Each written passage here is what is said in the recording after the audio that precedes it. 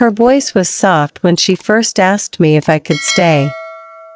It was late, the kind of late where the house feels like it's holding its breath, and all I could hear was the hum of the oxygen machine. I had been her caregiver for months now, watching over her as she slowly faded, day by day. What started as simple tasks, cooking, cleaning, making sure she took her medicine, had turned into something much heavier, something that tugged at the heart in ways I hadn't expected. She was not just a patient to me anymore. She was the reason I woke up each morning and reminded myself to keep going, even when my own body felt tired and my soul worn thin. I had grown used to her laughter when I burned the toast, her soft teasing when I folded her laundry all wrong, her stories about a life she once lived so fully. There was a quiet bond growing between us, a bond no one else could see, and maybe no one would ever understand. She would smile sometimes when I brushed her hair, even when she was too weak to hold her head up on her own, and that smile made the long nights worth it. And then that evening, she asked me something that I still can't shake from my mind. She looked at me with those tired eyes that still held so much fire, even as her body betrayed her. "When it's my time," she whispered, "can I choose where it happens? Your place or mine?" Her words stopped me cold. I had never thought of the end that way, as something someone could choose with that kind of intimacy. I didn't know what to say, so I sat there in silence, holding her frail hand, feeling the weight of her request. It wasn't just about dying.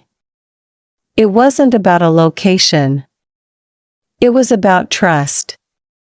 About love. About wanting to spend her final moments with me in a place where she felt safe, where she knew she mattered. I felt my throat tighten because in her question, I heard more than words. I heard a confession, maybe even a hidden truth. I remembered the first day I met her. She had been so guarded then, unwilling to let me do much for her. She insisted she could cook her own meals, manage her own pills, even though her hands shook with the simplest of tasks. She hated feeling weak, hated that she needed someone at all. But slowly, over time, she let me in.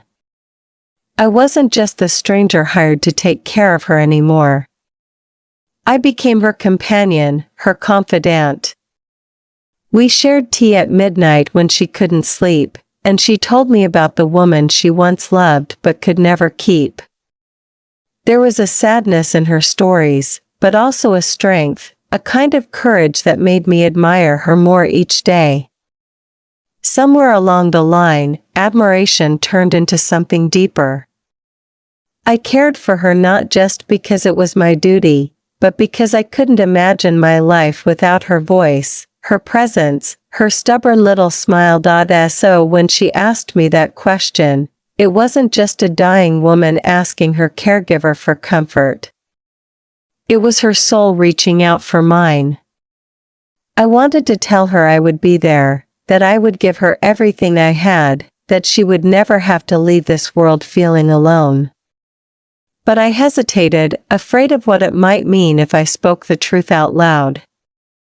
My heart pounded, my chest heavy, because I knew in that moment that I loved her. And love is terrifying when it arrives at the wrong time. That night I stayed by her bed long after she fell asleep. I watched her chest rise and fall, slow and uneven, and I thought about how fragile we all are. I thought about the cruelty of time, of illness, of how life forces us to face endings when we are least prepared. Yet even in that fragility, there was something powerful. She trusted me enough to ask me that question.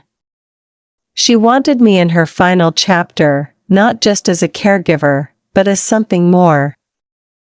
I brushed her hair gently away from her face, whispering words she would never hear in her sleep.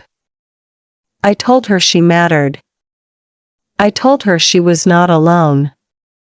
I told her I would be there, no matter what she chose. As the morning sun began to creep into the room, painting the walls with a faint glow, I finally allowed myself to feel it, the weight of love, the weight of loss, the weight of knowing her time was slipping through my fingers like sand. But hidden in that weight was a strange kind of beauty. Because sometimes, even in the face of endings, love can still grow, stronger and truer than ever before. And maybe that was her real wish all along.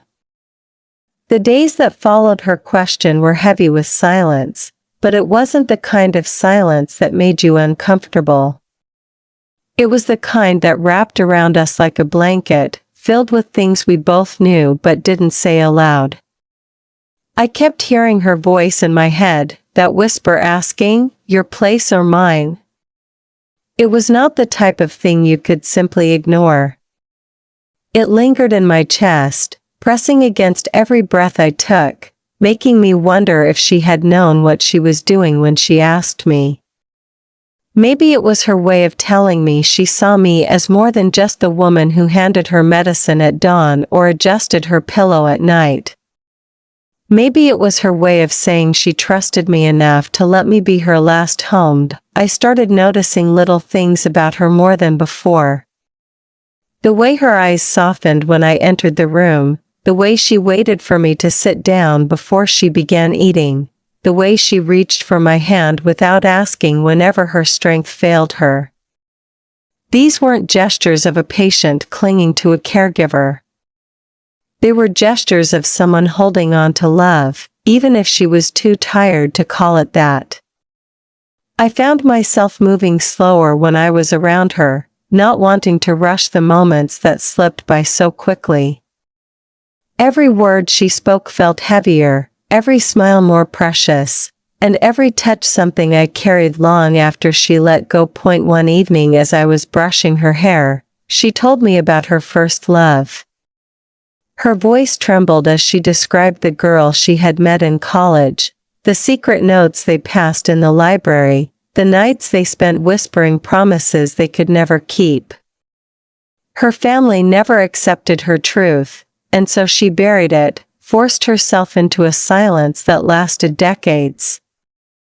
She told me how that silence nearly destroyed her, how it made her feel like half of herself was missing. Listening to her, I realized she wasn't just recounting memories. She was letting me see the part of her that no one else ever truly honored. And as she spoke, I felt tears sting my eyes, because I knew the world had been so cruel to her, and yet here she was, still brave enough to speak of love. I wanted to reach out and tell her she deserved more. I wanted to press my forehead against hers and whisper that her love, no matter how hidden, was real and valid and beautiful. But I didn't. Instead, I just brushed her hair a little slower, my fingers trembling, hoping she could feel the care in my silence. She smiled faintly and said, "You remind me of her sometimes." The word struck me like a flame to dry wood. I didn't know whether to feel honored or broken, because being compared to someone she had once loved meant I held a space in her heart I never dared dream of. But it also reminded me that time was not on our side. As her illness grew heavier, the nights became longer. I would sit by her bed, reading her favorite poems out loud until her eyes closed.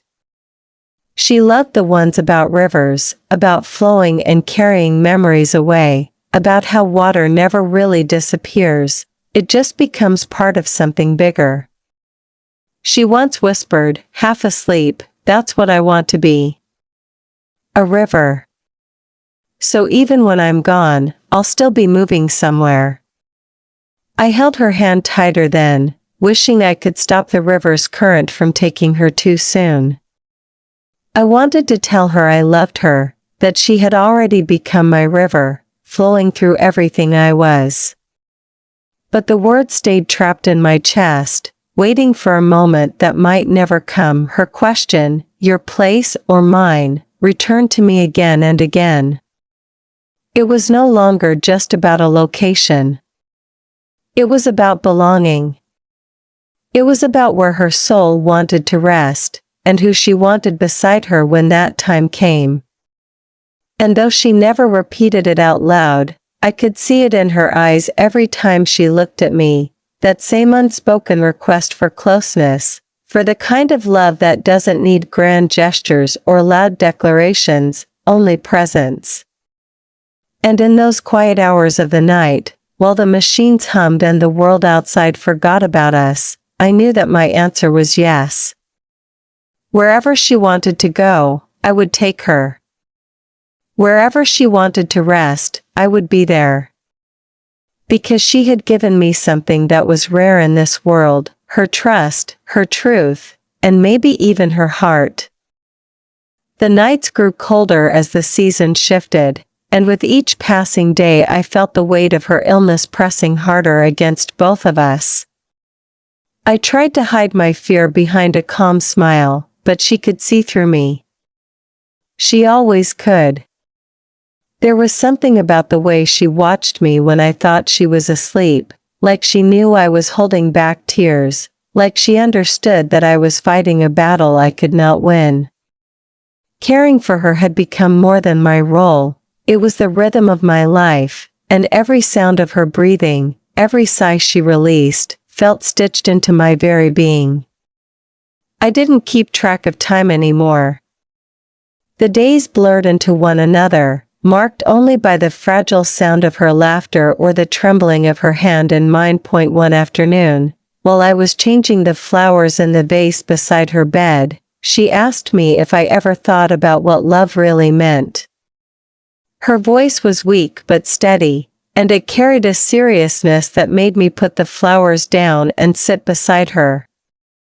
She told me she used to think love was about grand gestures, the dramatic confessions, the promises shouted in the rain, the kisses stolen in reckless moments.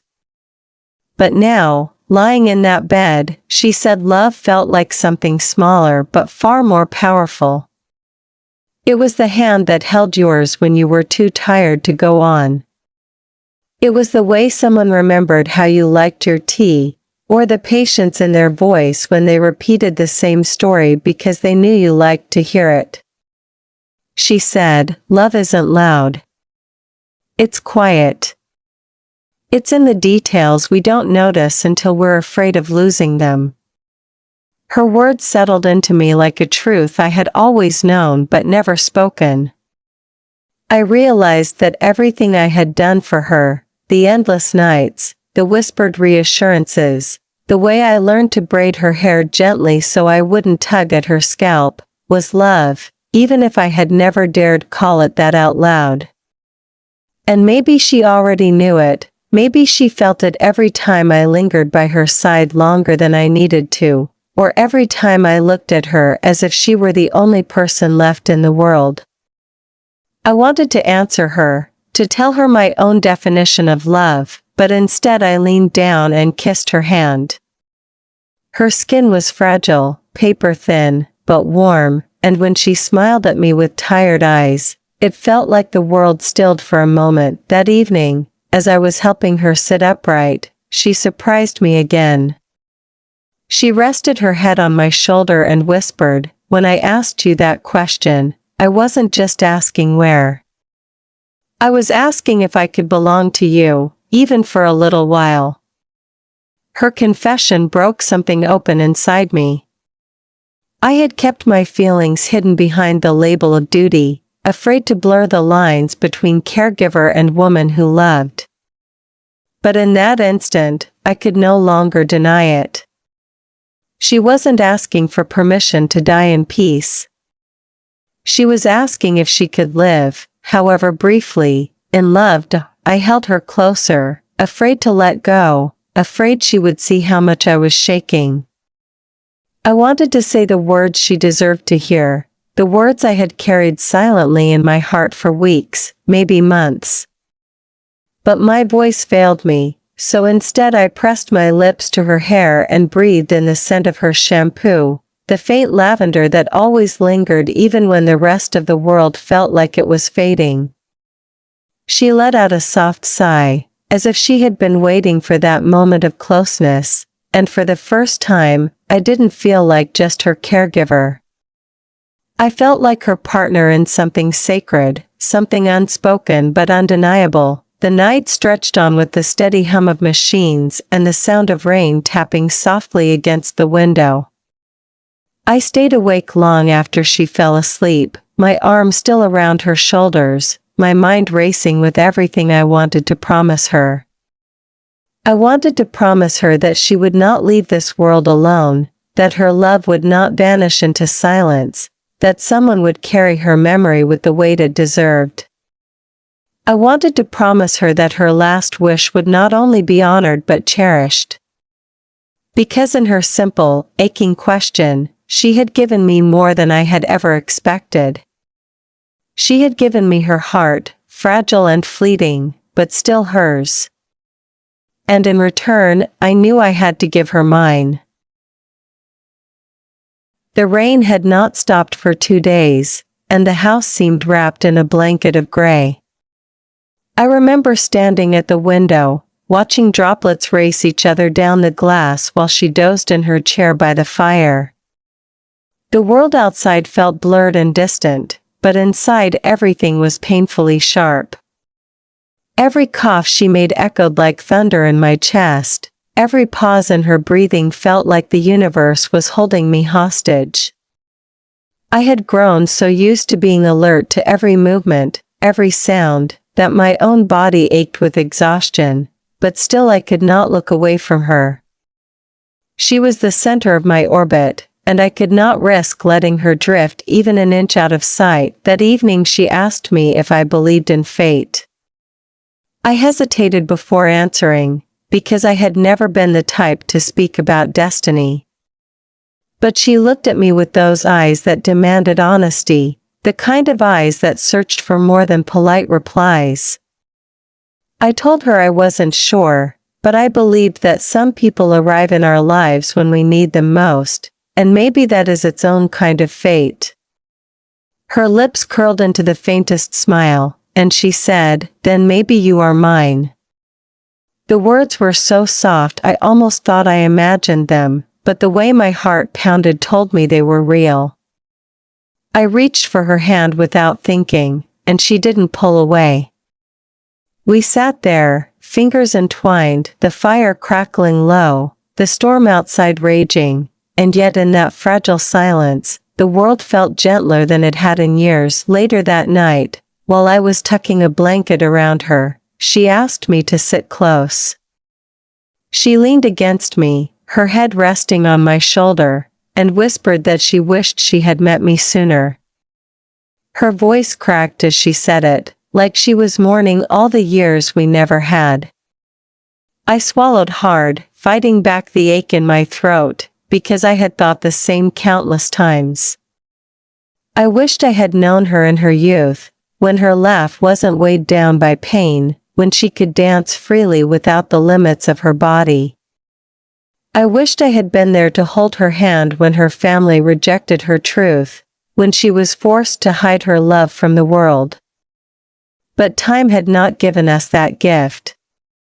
All it had given us was now, these fragile, fleeting days stitched together with tenderness and quiet confessions. She spoke of her regrets that night, of the moments she let pass her by, of the times she chose silence over love because she was afraid of losing everything. I listened to every word, each one carving itself into me, and I realized that she wasn't just unburdening her heart, she was giving me pieces of her story, entrusting me with the parts of her no one else had seen. I didn't interrupt, even when tears slipped down her cheeks. Instead, I wiped them gently with my sleeve, holding her like she was made of glass and gold at the same time.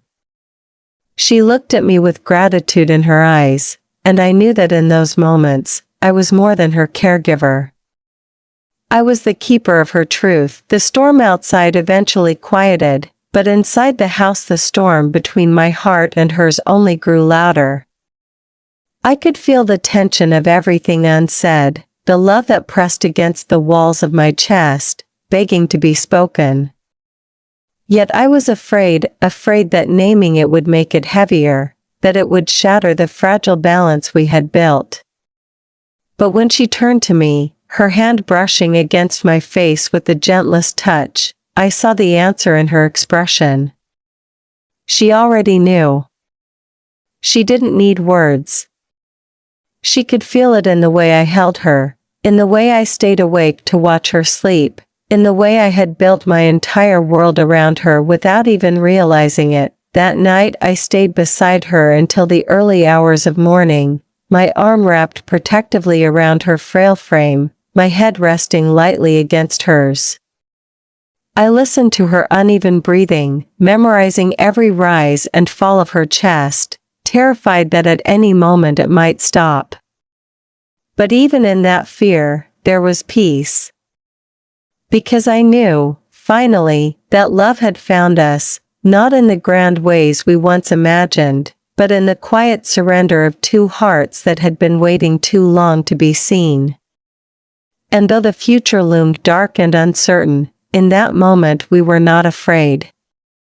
We were simply two women, clinging to the time we had left, and that was enough.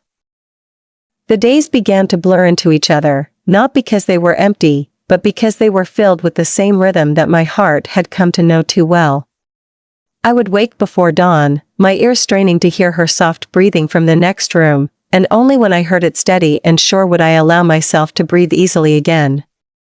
Each morning I brought her tea, the way she liked it, with honey instead of sugar because she said it tasted like comfort. She would smile faintly, sometimes too weak to lift the cup, and I would guide it to her lips, feeling her warmth through the porcelain. Those small rituals became our anchor, the way we reminded ourselves that we still had this day, this hour, this moment together. Her illness was taking more of her with each sunrise, and yet there was a strange beauty in how fiercely she clung to life. She wanted to sit by the window even when her body trembled with the effort, just to watch the sunlight spill across the garden. She wanted to hear music even when her ears could barely catch the notes, and she would tap her finger against my hand like she was still keeping time with a melody only she could hear. I admired her stubbornness, even when it broke me. It was as though she was teaching me something silently, that life, even in its last chapters, still held pieces worth holding on to. One evening, as I was reading aloud to her, she placed her hand over mine to stop me. Her eyes locked with mine, full of both exhaustion and fire, and she said, "Do you ever wonder if this is love or just need? That maybe you only care because I'm fading, and maybe I only want you because you're here?" Her question struck me like a blade. For a moment I could not speak, because I had asked myself the same thing late at night when I was alone with my thoughts. Was it love, or was it the way grief can masquerade as love when you fear losing someone? But as I looked at her, at the way her hand trembled but still reached for mine, I realized I knew the answer. I told her that love wasn't measured by timing or circumstance. Love was not a favor done for the dying or a kindness born from pity.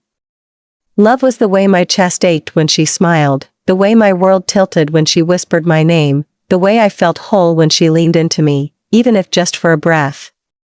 I told her that I would have loved her if I had met her in another life, another time, when she was strong enough to dance under the stars or run barefoot through fields. And I told her that loving her now, in this fragile and fleeting moment, was no less real, no less true. She stared at me with tears pooling in her eyes, and though she did not answer with words, her silence was full of acceptance. That night she let me hold her longer than usual. She curled against me like she was finally unafraid to lean with her whole heart, as though my arms were enough to carry the weight of both her pain and her love. I pressed my lips to her temple, not as a confession, but as a vow. I promised her in that quiet touch that I would not run from the truth, that I would not hide from the love that had taken root between us, even if its season was destined to be short. The next morning she asked me to sit outside with her, wrapped in blankets, while the sun rose. The air was crisp, biting against my skin, but she closed her eyes and smiled like she was tasting the dawn for the first time. I watched her closely, every line of her face illuminated by the soft light, and I felt a swell of grief and gratitude all at once. Grief, because I knew these mornings were numbered. Gratitude, because I was here for them, because she chose me to be the one beside her. As the sun climbed higher, she whispered, "If love could keep me alive, I'd live forever with you." My heart broke and healed in the same breath, and I pressed her hand to my lips, knowing that nothing I could ever say would be more true than her words in that moment. The air inside the house grew heavier with each passing day, not because of the silence, but because every silence was filled with things we could no longer ignore. Her body was growing weaker, and though she tried to hide it with little jokes or stubborn smiles, I saw the truth in every falter of her steps, every pause in her breathing. I adjusted her pillows more often now. I spoon-fed her when her hands could not hold steady, and I carried her to the porch when she insisted on seeing the garden one last time. But more than the physical care, it was the moments between us that carried the greatest weight. There was no barrier anymore, no mask of distance. We existed together in raw honesty, her fragility laid bare, my devotion no longer hidden. One night, as the world outside lay quiet, she asked me to tell her about myself, about my childhood, about the dreams I had before life brought me here. I hesitated, because I had grown so used to making her the center of my world that I forgot what it was like to speak about me. But she insisted, her eyes lighting up with a curiosity that made her look almost like the girl she must have once been. So I told her about the little house I grew up in, about how I used to sit on the roof and stare at the stars, pretending I was meant for something more. I told her how lonely it felt to hide parts of myself from people who never understood me, how exhausting it was to shrink into silence when all I wanted was to be seen. As I spoke, I realized how much of myself I had locked away, and how easily she had opened those doors just by asking. She listened with such care, nodding softly, her thumb brushing against my hand, grounding me. When I finally fell quiet, she whispered, "You gave me your truth. That's all I ever wanted. That's all love really asks for." Her words left me trembling, because I had spent my whole life fearing that truth would make people leave. Yet here she was, clinging to it, holding me closer because of it. In that moment I understood that what we had built was not a fragile illusion born of circumstance. It was real, raw, and undeniable. It was love, unapologetic, even in the face of time slipping away. The days that followed seemed to move both faster and slower at once. Every morning I woke with a pit in my stomach, afraid it might be her last, but every night I went to sleep grateful that she was still here. The simplest things became treasures, the way she laughed when I read a line wrong from her favorite poem, the way she leaned into me during the quiet hours, the way she whispered my name like it was something sacred. I began to realize that the question she had asked me, "Your place or mine?" was not just about a final choice. It was her way of asking if I would let her make a home inside my heart, even if she could not stay forever. One evening, when her strength was failing, she looked at me with tears in her eyes and asked if I was afraid. I wanted to tell her no, that I was strong, that I could carry this without breaking. But honesty had become the foundation of everything between us, so I admitted the truth. I told her I was terrified. Terrified of losing her, terrified of the emptiness that would follow, terrified that I would never feel this kind of love again. She squeezed my hand, weak but steady, and whispered, "Then don't be afraid of the end. Be proud we found it at all." Her courage shattered me, because even as her body betrayed her, her soul remained unshaken, teaching me lessons I never expected to learn. That night I lay beside her, listening to her breath, memorizing its rhythm, knowing it would one day be gone. I didn't sleep. I didn't want to waste a single second on dreams when reality was already slipping too quickly. I held her hand until dawn, and in that fragile half-light, I finally understood something I had been resisting. This love, however brief, had changed me forever. It wasn't defined by time. It wasn't diminished by its ending. It was powerful precisely because it dared to exist, even in the shadow of goodbye. The house grew quieter with each passing day, as though even the walls and the furniture understood what was happening and dared not disturb her fragile peace. She slept more now, sometimes drifting in and out of consciousness with only a few words whispered between breaths. I would sit beside her bed, watching the faint rise and fall of her chest, terrified of the moments when her breathing grew shallow, only to find relief when she took another weak inhale. It was a cruel rhythm, one that forced me to balance between grief and gratitude, never certain which one would overwhelm me next. Still, I refused to leave her side. Even when exhaustion pulled at my body, even when my own eyes burned from lack of sleep, I stayed, because every second with her felt more precious than all the years I had lived before her. There were still moments of clarity, though, and in those moments she surprised me with a strength that defied her fading body. One afternoon, as sunlight spilled softly through the curtains, she reached for my hand and asked me to lie down beside her. I hesitated at first, afraid of hurting her fragile frame, but she insisted with a faint smile, so I slid into the narrow space beside her.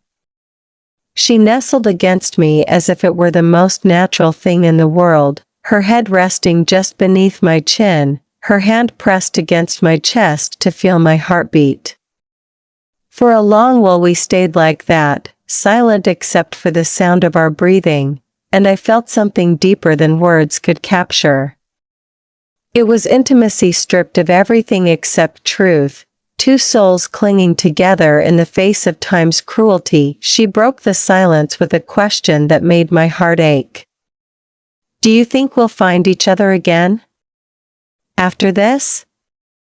Her voice was thin, fragile, but her eyes searched mine with desperate hope.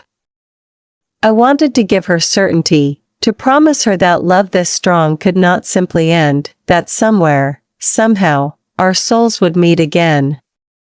And though I could not claim to know what lay beyond, I told her the truth that lived in my bones.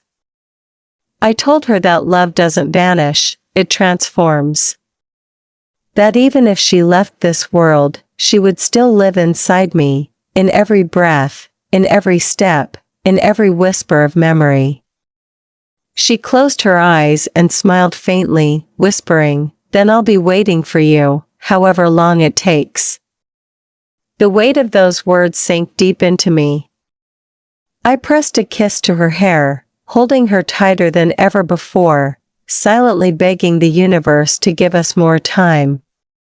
But time had become slippery, slipping through my fingers no matter how hard I tried to hold on. She grew weaker each day, her voice softer, her touch lighter, her body more frail. Yet even in her weakness, she found ways to give me strength. A squeeze of my hand. A tired smile. A whispered, "I'm still here." Each gesture was a gift, a reminder that even in the face of ending, love could still glow. There were nights when I cried silently beside her, turning my face away so she would not see, but she always knew. One night, in the darkness, she whispered, "Don't mourn me while I'm still breathing. Love me now. That's what I want." Her words pierced me, because they reminded me that my fear of losing her was stealing moments from the time we still had. So I promised her I would stop counting the hours and instead live inside each one with her. I promised her I would love her not with sorrow, but with presence. And she smiled, her hand finding mine in the dark, as though my promise had lifted a weight from her chest. The days that followed were tender, though heavy with the knowledge of what loomed ahead. I read to her when she had the energy to listen, my voice soft against the quiet of the house. I sang to her, even though my voice trembled, because she said she liked the way I sounded when I forgot to be afraid. I brushed her hair, slow and gentle, even when most of it had thinned, because she said it made her feel human, not just like a patient waiting for the end. And every night, I lay beside her, my arm wrapped protectively around her, our breaths tangled together in the dark, as though by holding her close I could anchor her to the world a little longer. Still, I could feel it. The closeness of the end. It lingered in the way her hands grew colder, in the way her voice faltered more often, in the way she sometimes stared off as if she were already seeing something I could not. It terrified me, but I clung harder, because love had made me braver than fear. And in the quiet of those nights, I finally understood the meaning of her question, your place or mine? It was never about where her body would rest. It was about where her heart belonged. And she had chosen me. The morning came quietly, almost too quietly, as though the world itself was holding its breath. I sat beside her bed, my hand wrapped gently around hers, listening to the fragile rhythm of her breathing. It was uneven, each inhale softer than the last, each exhale carrying with it the weight of goodbye. I had feared this day for so long, yet now that it was here, I found myself strangely calm, as though my heart understood that love demanded courage, not panic. Her face was peaceful, her eyes half closed, and in that dim light she looked less like someone slipping away and more like someone resting after a long journey. I smoothed her hair back from her forehead, whispering her name softly, even when she no longer answered. Hours passed in a blur of tenderness. I read her favorite poem, my voice breaking on every line, but I continued because I knew she could still hear me somewhere beyond the silence. I told her stories about us, about the little moments we had shared that no one else would ever know, the way she used to scold me when I burned the tea, the way she hummed under her breath when she was happy, the way she had once fallen asleep holding my hand and refused to let go even in her dreams.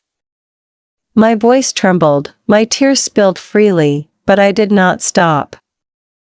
I wanted my words to be the last music she heard, my love to be the last thing she felt. When the afternoon light began to fade into the golden hue of evening, she stirred faintly, her lips parting as though she was fighting for one last message.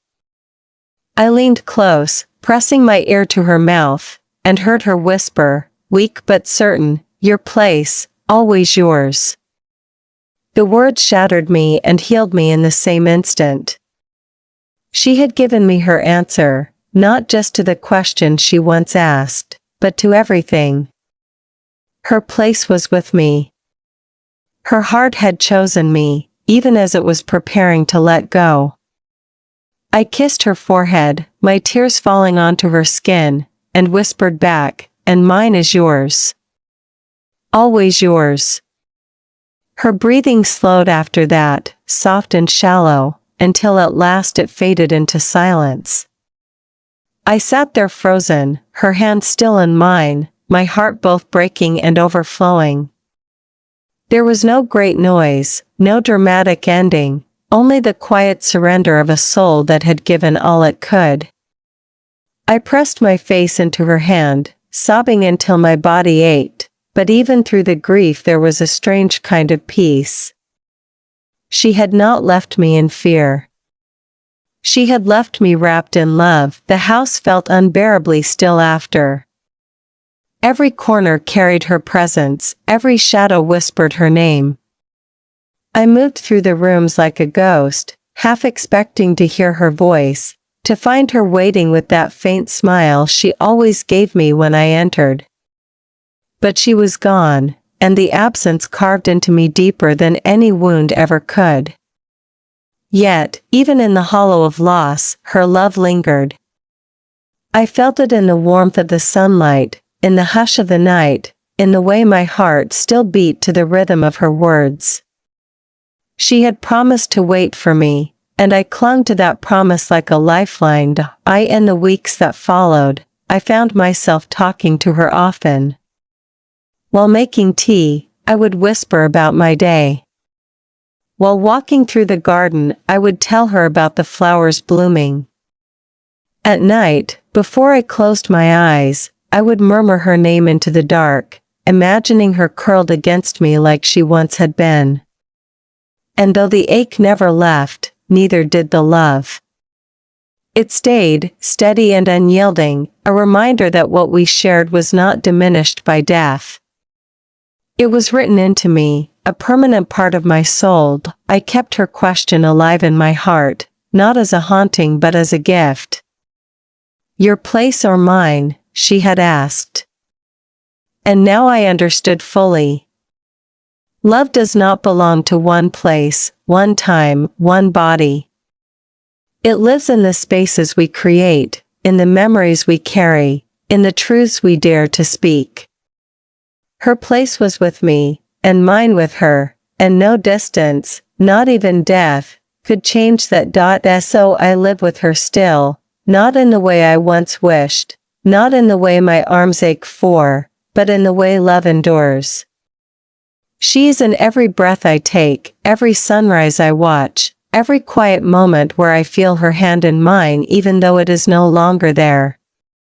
She is the home I carry within me, the answer to every question I never knew I was asking. And when my own time comes, when I take my last breath, I know she will be there waiting, smiling with that same fire in her tired eyes, whispering once more, "Your place or mine?" And my answer will be the same as it always was. Always yours.